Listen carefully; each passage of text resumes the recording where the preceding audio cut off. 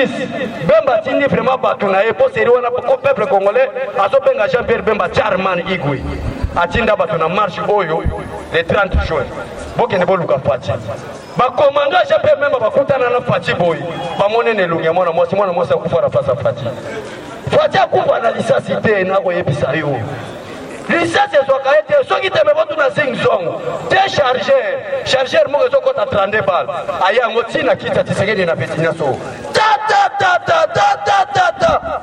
kiti eziki na suka nango Tshisekedi azobima vous avez peur de quoi il dépasse vivant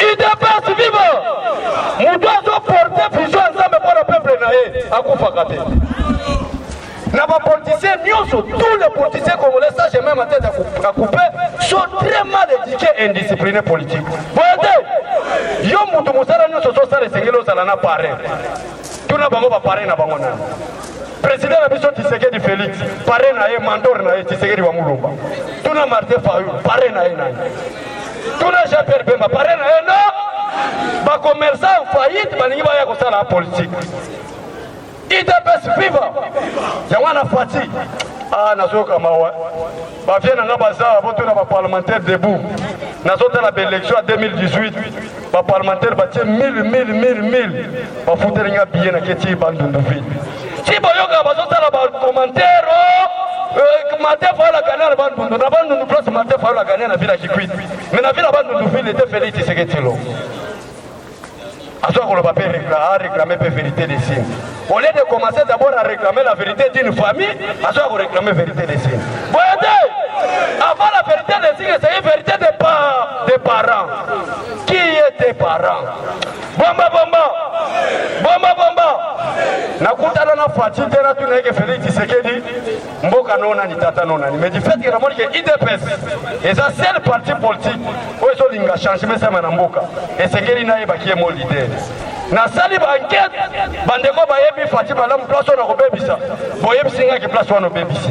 Na moko en tant que l'homme de la science na sali enquête na ko comprendre que Félix Tshisekedi village na yemo pompa. Na kosi territoire na kabea kama province na Kasai Horia papa na Tshisekedi wa Mulu mama Markasa abota mina limiter regi na Felipe e bama falu papa na yena village na yeni abuta wa ozolanda ka boyefie matiti o comprendre te matiti tuna biso batabandu ba yo signification matiti mutu alala IDPS viva comme elle na baksu abatu boyete mutu alala na ye matiti yango zomona nyo c'est ça matiti koloba matiti kotambo matiti charisme matiti nyonso matiti na matiti IDPS viva ne ngwana bazaki contrepartie mais reste pour notre pays Félix Tshisekedi ça faut nous blender na parti parti blindé yango zomona peuple congolais na yebi que ba démocrate bazawa ba liberté démocratie si porter nous un peu avec la dictature voyez parce que Tshisekedi a le bakaboy c'est l'IDPS qui organisera des bonnes élections. Yo simplement c'est que Félix c'est quelqu'un qui a un père et une mère avec sa famille biologique et sa famille politique. Alors on a pouvoir pour que nous soyons disciplinés pour chef de l'État. Pour que nous comme tout le monde 60 ans. Tout ça nous a tout confié déjà. Pour te dire que jour Félix a obimaté, mieux vaut la mort ou rien. To kota qui n'a qu'à idéologie, il y a philosophe moga loba la mort n'est rien. Mais vivre avec il sur la terre, sans la gloire, sous la maladie, sous la malédiction, c'est mourir des fois. Yango pour moniter aussi, n'a qu'à biso tina ba parlement de bois zando, ok vraiment ané rezano le pique mandé fois pembe au mato qui tamulo ok. Donc liwa ko banga no liwa te. Soso banga liwa en tout cas mon frère Odaye Mobola biso to signa. Donc ne to ça en dehors de Félix Mutumso ko diriger ngate. Jusqu'à ce que na omona na kacha motema na yo et kokani na Félix Tshisekedi, ça ce n'est pas une flatterie. Même au sein de l'IDPS là, nous avons des politiciens, mais un cœur là, c'est comprendre les gens. Mais les leaders de l'IDPS va jouer. Et ça qu'on a Félix Tshisekedi est mort. IDPS viva!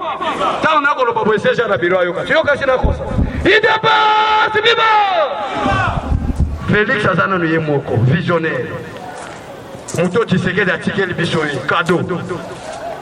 Yango zomona kopa suka vie madida ke kobeta na France pokopa la muka ya suka tiezo panzana koyoka ngo suteza France ngo siko Félix Tshisekedi azokende ngo le 10 le 11 le 12 tanga zokutana na Macron na biloko alia kawana mwana efso izate ameli yango atuchoka maloba okwei kao Macron akoyoka ngo le 11 okoyoka nda ko changer maloba po eza biloko fati aliaka soka lia ngo tutanga Poutine a cette déclaration depuis que je suis président je n'ai jamais vécu un Africain qui parle comme ça.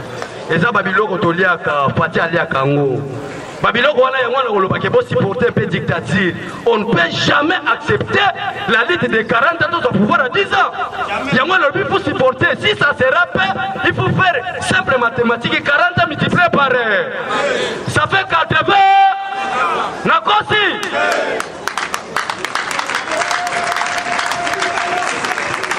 IDPS viva choqué kozala muke tokobeta vraiment 40 ans d'abord ya lit pour na kati ya lit bato bakufi na kati ya lit bato batikali borfele na kati ya lit tonyokwami na banzala tozwi nanu 40 ans ya lit yango oyo. Maintenant la récompense de la lit même Kabila aza récompensé selon la constitution bapesi titre honorifique sénateur mais pourquoi bolingi bo récompenser IDPS te Atayo quel motema mabe. Donc si porter 80 ans, na 80 ans on a tout état de droit malamu parce que nazo réfléchir na ndako mikolo yo. Comment est-ce que Félix Tshisekedi a à 30 ans? Na réfléchir na moni que oui il y a des arguments avancés. Il y a des arguments, même en Europe, vous avez raison. Donc on nous appelle la République démocratique du Congo. C'est-à-dire que dans un pays moko démocratie fanda. Donc on n'a jamais élection à la tour moko. Il faut combien de tours? Pour la réforme constitutionnelle, il faut que 7 ans. Vous voyez, quand on a un référendum, pour expliquer que on a 2 tours et 7 ans. Deuxièmement, article Moussous le président de la République reste en fonction jusqu'à l'installation du nouveau président élu. Et ça il faut le paquet. Au cas où il n'y a pas des élections, et le président de la République et les membres de la CENI seront tous arrêtés.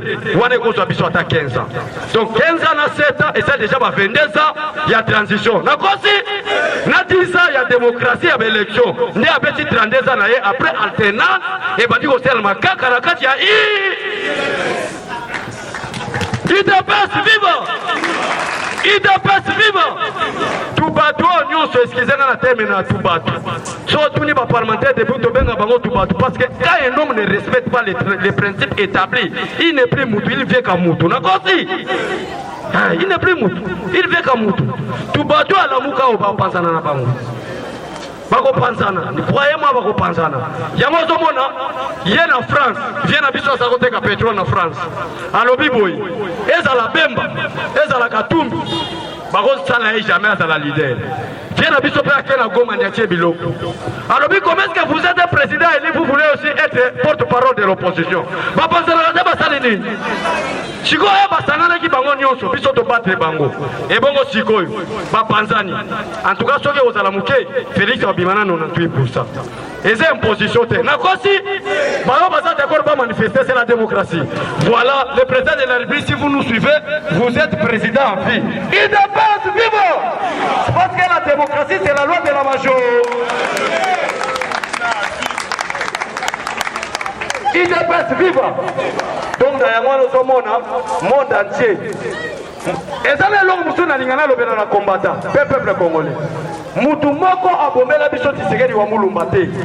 Le corps de Etienne Tshisekedi wa mulumba est comparé au corps du Seigneur Jésus-Christ. Et Tshisekedi yeso kufa pour des démons azala vaincu. Boyete Tshisekedi a kufi de l'eau Félix Tshisekedi chef de le. Soko ndio comme avec président Tshisekedi papa no pasa la ligne. Akufa na poison te na sida te mais akufa na politique. Nakosi pour mutu nyoso papa akufa na malaria au président de la République. Tshisekedi akufa na malaria te. Tshisekedi akufa ne pour la sauver peuple ko. Papa no pe alikana na tumbambeka. Après on joue bonga. Il dépasse vivant. Toko memba bango tina sou. Déjà bandi. Tala, obanga gate fatia président de la République. Ata ba lever to yebite mais suka to yeba. Place na foot la douane colonel major moka sawana. A comprendre gate. Na mona ka yelo bimba la moka so bangi sabato. Poko tala parler le lomba comme ça mabebe kota parler. Nabi, mais c'est major vient. Yo, oyebite que auditeurs sont ça tout un peuple. Quartier mon bimbo c'est ça en tout cas ce qu'on explique ngate makamuni ko koma pas et so que ne tina président si sera arrêté. Major a kolenga. Il dépasse vivant. Alengi, comment que l'autre côté namona ka bana na seferi parce que je suis mombele mais ko lukanga na potote poto ebike bataka na mabe bala ngote parce que na sa habita mombele to sutuka boye bana mombele libanda o ba chasser bango na ke inde tina des messieurs. Est-ce que vous avez déjà lu l'article 43 de la Constitution?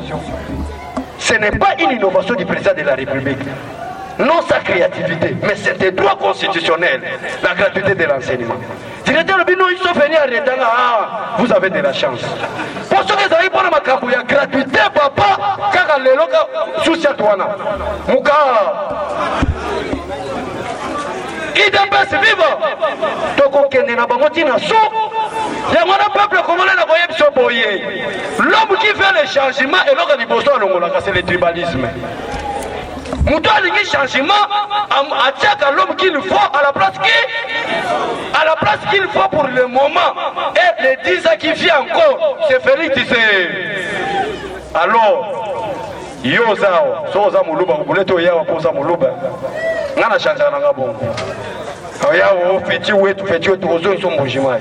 Il dépasse vivant parce qu'il dépasse sa partie nation. Yo digo comparer Félix Tshisekedi na Jean-Pierre Bemba na côté ya Balisala. Oh fati wetu na sami badi banga wana nanga. Tibala pe azana wuderi. So limi makambo wetu na ndati bale. Ceux qui voyaient Bakate, pour combattre Félix Tshisekedi Malam, Balinga Balukele adversaire Kakasai. Yango Zomona n'a pas encore y a Saint-Sylvestre, Baké Oyibaka Tibala na place à Moubaki.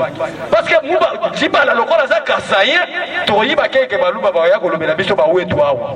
Félix Tshisekedi a commencé à fragiliser. Nous avons Tibala Bima Premier ministre. Or que c'est l'officier Tshisekedi wa Moulumba. Moutoulouko Tibala Linga Zata Bouromé, c'était tout le gars qui tient un service d'assainissement. Est-ce que le conseil? On a déjà 4 moments on a chaussette. C'est dangereux. Il dépasse vivant. Il y a un fier na IDPS parce qu'il y a un parti nous on a un parti démocratique pendant le roi IDPS. Si on a parlé il y a qui pendait pour chasser. Il y a un affaire à ministre près du premier ministre Mayobo. Va chasser il y a pas qui pendait. Il dépasse vivant. Mais na IDPS on est bon. Secrétaire général adjoint oyoki babenga Eteni Longondo Mutekwatere obeta turboyi Mikindu Ribens oyokanga bakomba bakota bagoma partage équitable mais kende kuna mama la tribalisme soko yebi tipende te papa olongwe idabes vivant alors bazwi diabolisation na bango bameme yango na Genève balobi muluba kozwa pouvoir te. Or, le problème n'a pas été contre Moulouba, c'est contre l'homme intègre. Il ne voulait pas l'homme intègre grâce à la présidente de la République. Parce que le col s'est intégré. Tala, Totikana, Bamba Bamba, Bamba Bamba, Félix Tshisekedi l'homme le plus intègre. À comprendre que dans la classe politique congolaise, il y a de la comédie. Je ne vais pas fouiner le passé. Félix Tshisekedi ne veut pas fouiner le passé. Qui vivra? Il en a, moi, personne dans la ville. Donc, on fouiner le passé. Donc, on fouiner le passé. Mais le quoi, tu comprends que les gens qui passent à Belé, si tu frappes, nous ne voulons pas fouiner le passé. Balali allait fouiner le passé, c'était tout ça la comédie. Ils ont regardé le 24 janvier, Félix a tombé dans une année. On a les caméras. Le 24 janvier, Félix Tshisekedi a une année. Dans une année, il a la constitution et le simple pouvoir de dissoudre même le Parlement. Qui vivra?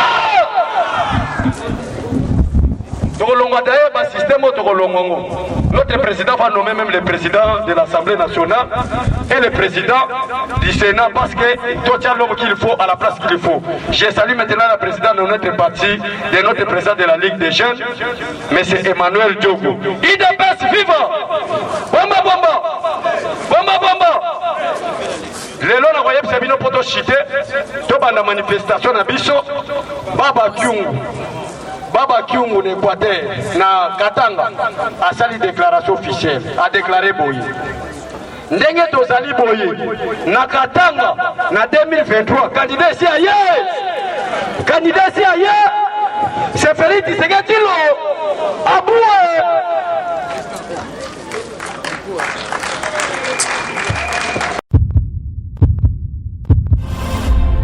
Faire parler de vous. Confiez-nous votre image et laissez-nous la transformer en une identité forte grâce à un accompagnement sur mesure et un suivi personnalisé. De la communication institutionnelle au marketing politique et commercial, Eshima Magazine apporte des solutions de communication à tout type d'entreprise, institutions ou personnalités.